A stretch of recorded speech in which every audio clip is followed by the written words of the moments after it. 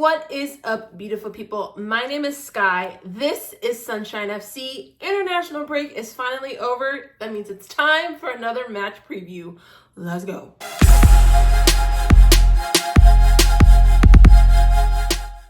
What is up, y'all? I hope you're doing well. I'm so excited to be here with the match preview. And the main reason for that is it's the Amorim era, baby.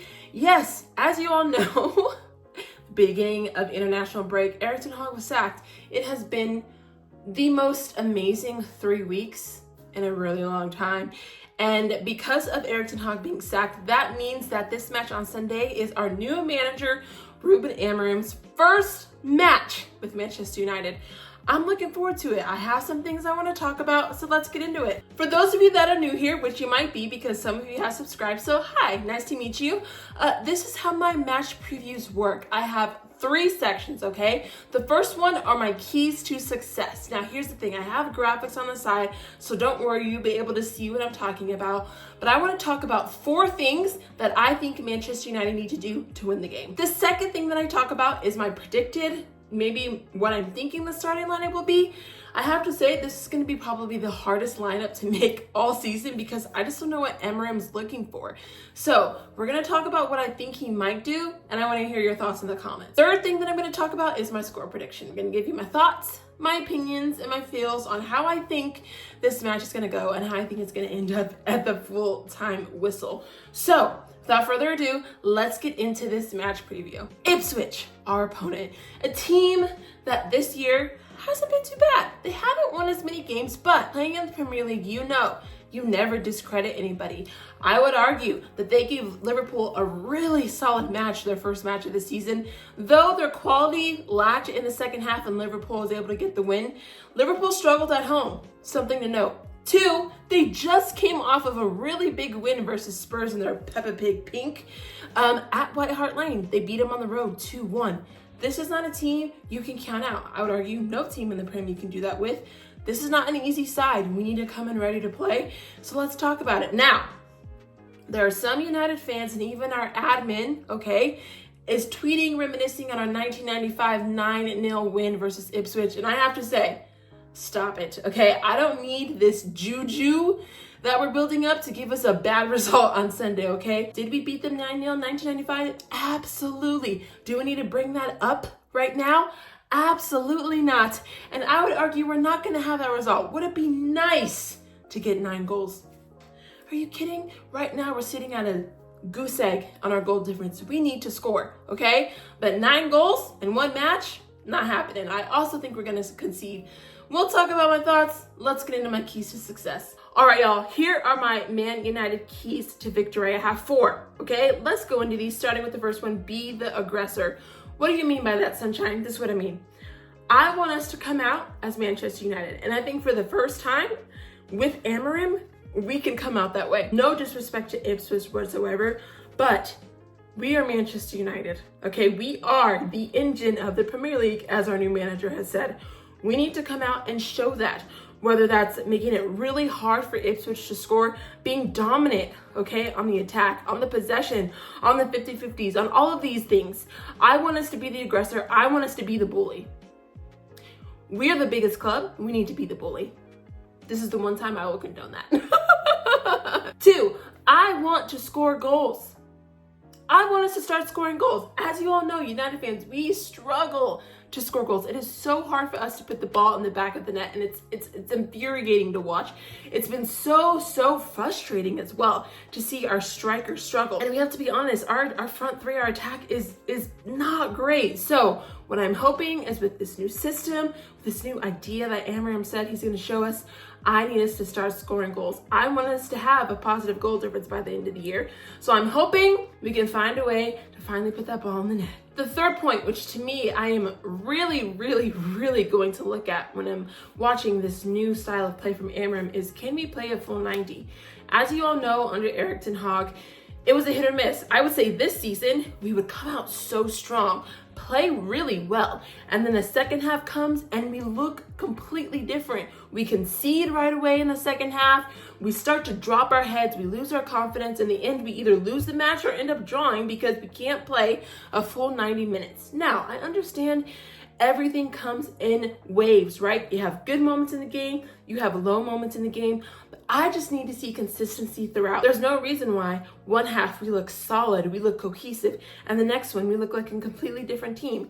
I'm thinking Amorim can find a way for us to be consistent throughout majority of the match. Now again, we're going to make mistakes. This is a new style of play. I'm not expecting prime Barca football here, ladies and gentlemen, but I am expecting more consistency, more cohesion. So that's what I mean by play a full 90 minutes. 4, stick to his idea. Now this doesn't make much sense, right? Because I feel like sometimes this could be the reason why you draw a match or potentially lose, right? But I'm okay with that. And let me explain. Amorim said in his first interview, what we will see as Manchester United fans is his idea. That's all I want.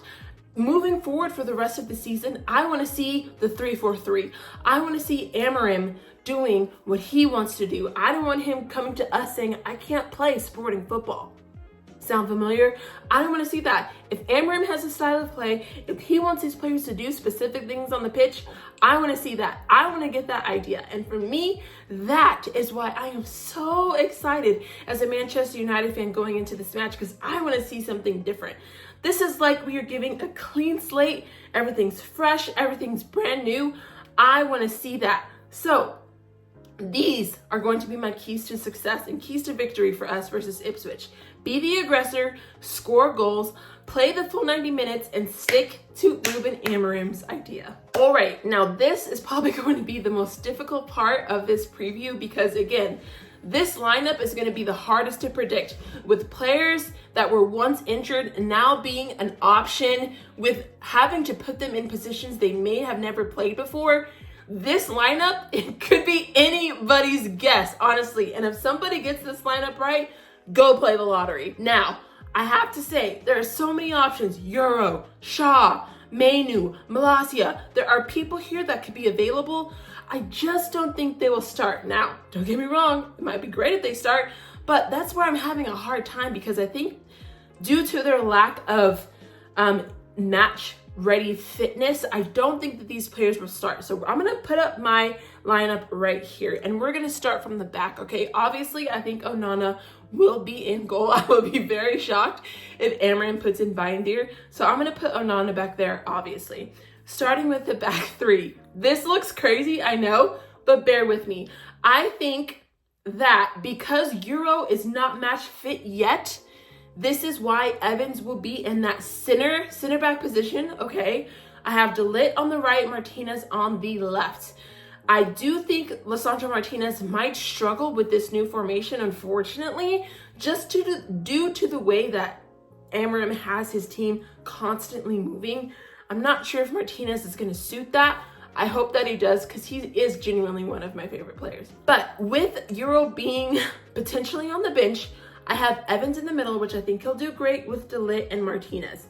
Moving into that midfield, I have Dalot as the right wing back, Ugarte and Casemiro in the middle, Mazraoui as the left wing back. Again, I'm not starting Mainu right away because he's just recovered from injury. I don't think he will start. I could be wrong. I don't know. We haven't really received an injury report, and that might be something that Amorim answers in the pre-match press conference. But as of right now, I think Ugarte and Casemiro have done really well together the past couple of matches, especially Casemiro. Casemiro has really shown a lot of improvement since Erik ten Hag's been sacked. Now, you can't speculate, really, what are you doing, guy? Did you just start playing well because Erik ten Hag's not here? I hope that's not the case, but that's what it looks like. I'm confident with this Ugarte Casemiro midfield. I really, really am, especially with Mazraoui and Dalot on the wingbacks. Then, as you know, Amorim does like to play with 2 10s up front. I'm going with Bruno and Ahmad here. Again, we have options, right? Some people were thinking of starting Mount up here as well. I don't think that's the case because he is just coming back from injury. Also, I forgot to mention, same could be said for Luke Shaw in the back line. I don't think Luke Shaw starts either because of his lack of match fitness. Now, moving back up to the front, Bruno and Ahmad, I think, is where he will start things. I am excited to see Bruno in this formation. I think Ahmad will be fine. For me, I'm just excited that Bruno will be contained. It is so frustrating and infuriating to watch Bruno run around the pitch with no instruction, no direction, and just doing something he shouldn't be doing and then grenade launching. So I'm hoping with this system, with this manager, he is able to be contained. And when Bruno's contained, I think great things will happen. So we have Bruno and Ahmad in those 2-10 positions, and then we have Rashi up front. This here, ladies and gentlemen, is the area. I would say the striker and our left wing back are the two positions where I'm just like, oh, we need some help. All right, Rashi, I don't like him in the striker. I don't think he likes himself in the striker. I just personally don't think that he drops Marcus initially because Marcus has been here the longest as Xerxes and Højlund were on international break. And he was training with Rashi at this position. So that's why I think that Rashford will be at the front, okay? Am I confident in this? Absolutely not. Do I want the best for Rashford? Absolutely, yes, okay? I want him to thrive here. I hope he can find a way to score here. It's just gonna be interesting. I think Højlund could come in, Xerxes could come in. There's options. It's just we need a striker. And I'm interested to see, especially because we know Victor Gyökeres at Sporting is just class act. He's on everybody's radar. Everyone who wants Victor Gyökeres at their club. We don't have a solid striker. We don't have someone in our front line that we could say, you know what? They're gonna score for us. We don't have that right now, okay? And so that's why I'm thinking Rashford will be up front. And that's why this, ladies and gentlemen, is going to be my predicted starting lineup. What do you think? It's such a puzzle, but I love it. I love trying to figure this out. Would love to hear your thoughts in the comments on this. All right, and then of course, when you're thinking about that starting lineup, right, you have Garnacho on the bench still, potentially Maguire. There's so many people that we have on our roster that don't really fit, in my opinion, Amorim's style of play, which makes me excited because I really want to see what he can get out of these players and if they can perform. Antony as well, right? I think that is what makes a good manager, not just being clear in your communication, but being able to get out the best of people. Good managers can see something in you that you didn't see in yourself. This might sound crazy, guys, but I really think Antony could cook in a wing-back position, especially on the left-hand side. I've said this since Amorim got announced as the manager, but I just think something could happen. I could be wrong, but that's just my my feelings and my gut feeling as we head into this new era. As for a score prediction, I'm not gonna go crazy. Honestly, I'm gonna go 2-1. I know that's very conservative, a very easy answer. I get it, but hear me out. Because we're in a new formation, because things are new, I can't see us making errors potentially in the midfield, potentially in the back line. That's why I think we will definitely concede at least one goal. I don't think that we're going to have a clean sheet, just simply due to learning a new system. It happens, and I'm okay with that. But I do think we are going to win. I don't think we're going to draw. I think we will find a way to at least score 2. So though it may not be pretty, it will be different and we will see something new. And I definitely think we're going to leave this match with 3 points. So yeah, guys, that is going to be my match preview for Manchester United versus Ipswich. Again, I'm really excited to see Ruben Amorim's first match. I'm excited to watch my team play. Y'all have no idea how good it feels to say that. And I just cannot wait to see what we do in this match. But again, please let me know your thoughts on the starting lineup. Let me know your score predictions in the comments. Would love to hear them, and I'll see y'all on Sunday. God bless you. Thank you again for all your support, and I'll see you in the next video. Goodbye.